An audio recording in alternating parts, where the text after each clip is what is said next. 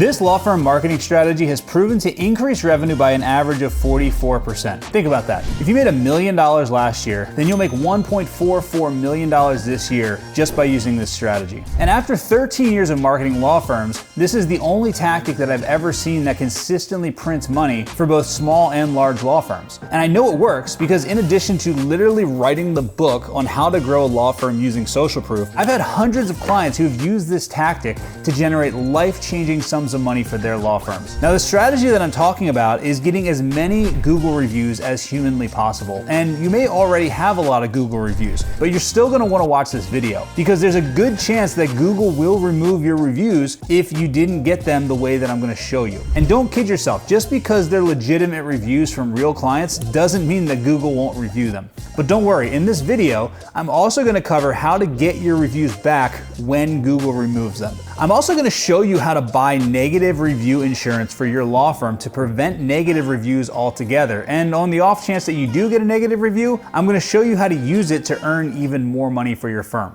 So let's get started with the most basic question. How do Google reviews actually make your law firm more money? Well, they do so in two ways. The first thing they do is they increase conversions. When someone Googles for a lawyer, they're doing research. They want to make sure that you're a high quality firm. The number of reviews that you have makes you stand out from the competition. People see your reviews and they think, well, if other people had a good experience with this firm, I probably will too. It's an immediate sign of trust and credibility that separates you from a competitor with only a handful of reviews. Now, the second way is through relevance. Google uses reviews to determine how relevant your firm is, which directly impacts where you appear in the Google 3-pack, that highly coveted box of 3 businesses at the top of the search results. To show Google that you're relevant, you need reviews that contain keywords, phrases, and synonyms that are related to both your practice area and your geographical location. Now, you don't want to just stuff your reviews with keywords. Google is too smart for that. You want the reviews to include keywords naturally and organically, the way that a real person would actually write. This helps Google understand exactly what your firm does and who you serve. Now, I'm going to show you in a minute exactly how to get these keywords into your reviews naturally, but first, let's talk about the number one reason that lawyers fail to get reviews in the first place. So how do you get more Google reviews? Well, when I surveyed lawyers, I found that most don't get Google reviews for a very simple reason. They don't ask for them. But why don't they ask? Well, they're afraid of negative reviews. And don't worry, I'm going to show you how to handle negative reviews and how to even use them to make more money in a little bit. But first, we need to understand the psychology behind why a client who genuinely loved your work might not leave you a review. There's a great TED Talk by a guy named Derek Sivers, and he explains that when you tell people a goal, you're much less likely to achieve that goal. He says that if you announce a goal, such as running a marathon or quitting smoking, your brain gets a hit of satisfaction just from people praising your intention.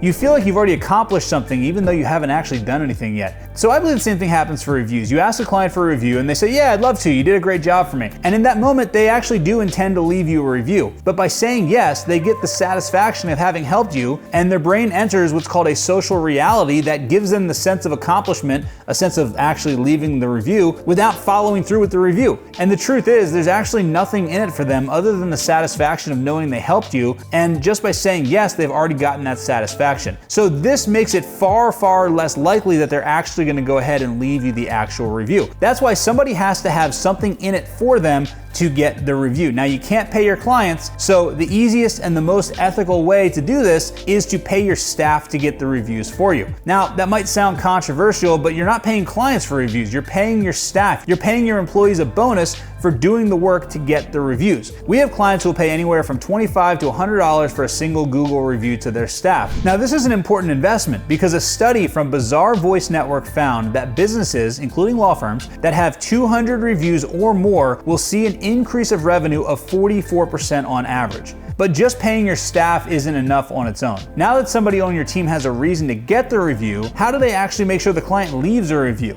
Well, the second key to getting a lot of reviews is making it as easy as possible for the person leaving the review. Instead of just asking and hoping that they'll do the work to leave you a review, you need to make it as simple as possible for the client. First, you have to give them a reason why they need the review. We found that people are much more likely to comply with a request when you actually give them a reason. So when you reach out and ask for the review, you could say something like, hiring a lawyer is one of the most difficult and impactful decisions a person can ever make.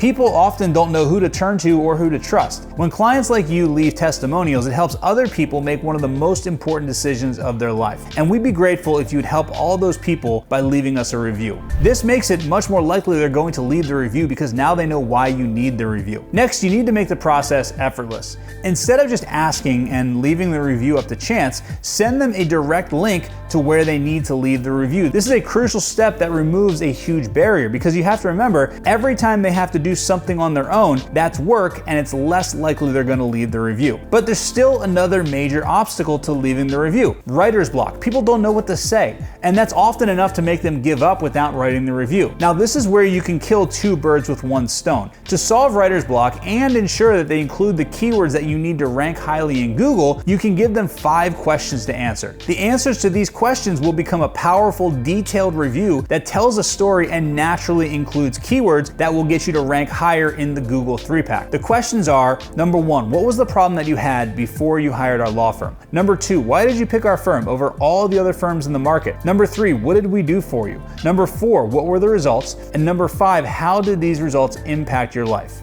When the review answers these 5 questions, what's going to happen is it's going to be a better review, which means that it's going to increase your conversions, but it's also going to get those words, phrases, keywords, and synonyms in there that are essential to ranking highly in Google. And lastly, because they're actually telling a story, it's much less likely that Google is going to delete the review later because it seems more credible and more realistic. So now you know how to get reviews, but how many reviews do you need to actually be successful? Well, I had a bankruptcy attorney client in Chicago who was on the first page of Google for every keyword that you could imagine, but they weren't getting a lot of phone calls. What I realized was that in the Google 3-pack, their firm had 5 reviews, while the other 2 firms in the 3-pack had 10 and 15 reviews. They had the lowest number of reviews, and my theory was that people always call the firm with the highest number of actual reviews, not the firm that ranks the highest. So I wanted to test this out, and I told them to go get 20 reviews over the weekend. They actually did it. They got 20 reviews, and they went from 5 reviews, having the fewest reviews in the 3-pack, to 25 reviews, having the most reviews in the 3-pack. The next week was the busiest week in the history of their law firm, and the only thing that changed is they went from having the lowest number of reviews to the highest number of reviews. So here's what you need to do.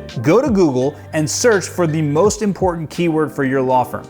Look at the firms that are ranking in the Google 3-pack and find the one with the highest number of reviews. That's your target. That's the goal you gotta beat. Now, this might be very intimidating. It might be a high number, especially if your competitors have thousands of reviews, but that's not an excuse. You have to remember that they all started with 0 too. It's just a matter of consistently asking every single person that you meet to leave you a review after you've provided some sort of value. But what about those dreaded negative reviews? How do you protect yourself from them? Well, this is where you can buy what I call negative review insurance. Now, you can't actually buy insurance, but you can build a defense that discourages 1-star reviews. As the saying goes, everyone wants to do what everyone's doing and no one wants to do what no one's doing. This is why having a large number of positive reviews is so important. If a firm only has 5 reviews, a single 1-star review has a huge impact. It can drop your rating and give the reviewer a lot of power. Let's look at the math. If you have 5 5-star reviews, your rating is going to be a 5.0. But if you get 2 1-star reviews, your average is immediately going to drop to 3.8. That's a huge hit that's going to immediately deter potential clients from calling you. Now imagine you have 500 5-star reviews. Your average is still 5.0, and let's say you get 10 1-star reviews.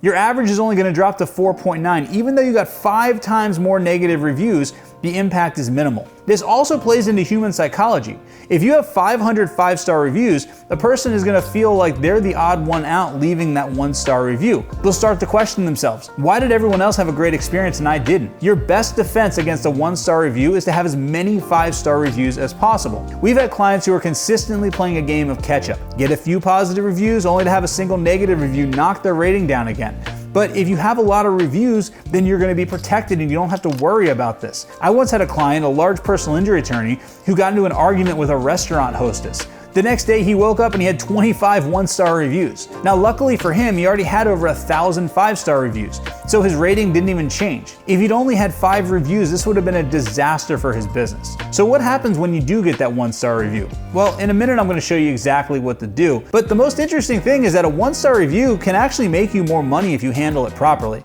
It's all in how you respond. You see, potential clients often filter reviews by lowest rating to see which problems people had with the business before they hire them. They also look to see how the business responded. And you have to remember, no response is a response. It makes you look bad if you got a 1-star review and you didn't respond to it. This is where you can use what I call the TEARS method. T stands for thank them for their feedback. So you want to start with something like, thank you for your feedback. We value all feedback, both positive and negative, as it helps us provide a better service to our clients. E stands for empathize with their situation, and A stands for apologize for their frustration. Acknowledge their problem without apologizing for the accusation itself. So for example, you could say, based on your feedback, I understand that you're very frustrated and I apologize for any frustration that you may be experiencing. Now R stands for resolve and S stands for switch channels. What you want to do is you want to offer to find a resolution and you want to switch the channel. You want to get them off of a public forum like Google reviews. So you would say something like, I would love to hop on a phone call and discuss the situation so we can come up with an amicable resolution for you. And then you can say, please give me a call at the office or send me an email so that we can set up a time to talk. I look forward to hearing from you. Now, I want you to remember something very important. This response is not for the person who wrote the review. They'll likely never call you. You'll probably never hear from them again. This response is for the tens of thousands of people who are going to see this negative review over the next several years and judge your business based on how you responded. It shows that you care, it shows you're professional, and it shows that you're willing to resolve issues. And that, in the long run, will bring you more clients and more money. So if you followed these steps, then you've already built up a large number of reviews, but what happens if they suddenly disappear? I had a client message me recently saying that he went from 291 reviews all the way down to 237 reviews in just a matter of days. Now, as you know, reviews are absolutely vital to growing your business. So if you're running into an issue where Google is removing your reviews or they just aren't showing up, I'm going to show you 3 things you can do to get them back in order of difficulty. So the first thing you can do is contact Google Local Support. This is the easiest thing to do.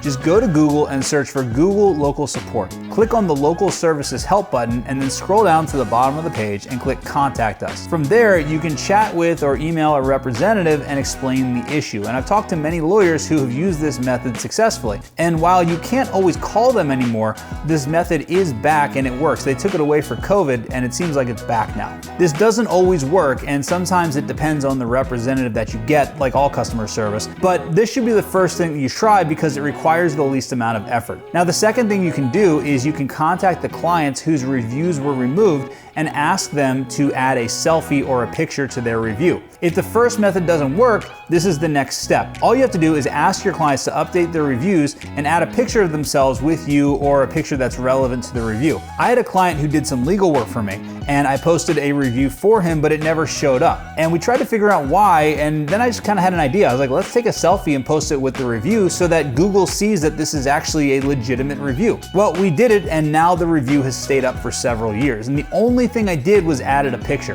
This makes the review much more believable in the eyes of Google, which means that it's much more likely to stick. Now, the third thing, and this is the most difficult, is to have the client update the review.